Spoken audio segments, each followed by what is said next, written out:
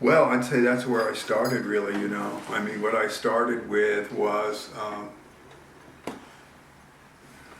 when I have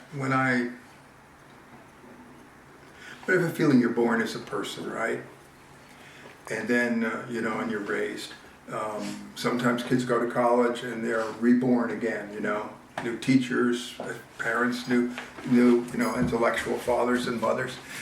To me, when you become a poet, you're reborn into language, you're reborn into this art form. And I was born out of I was born when my brother died. I mean, in the hunting accident. So to me, I was born out of both the destruction of the world as I knew it, and also the silence that went with that. So in a sense, the very act of writing to me comes out of that crushing silence that I lived with for, I don't know when I began to feel some hope, but it would have been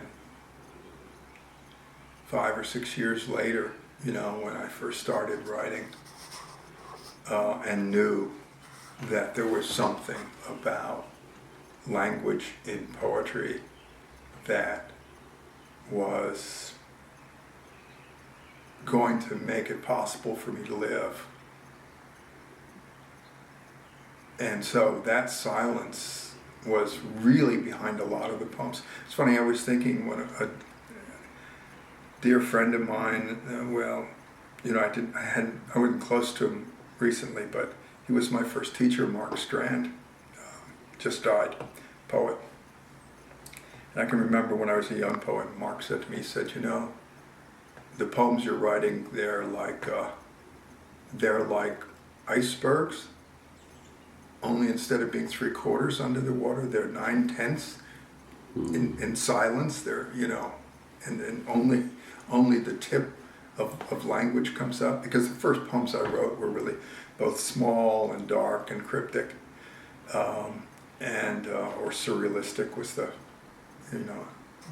phrase they were using at that time.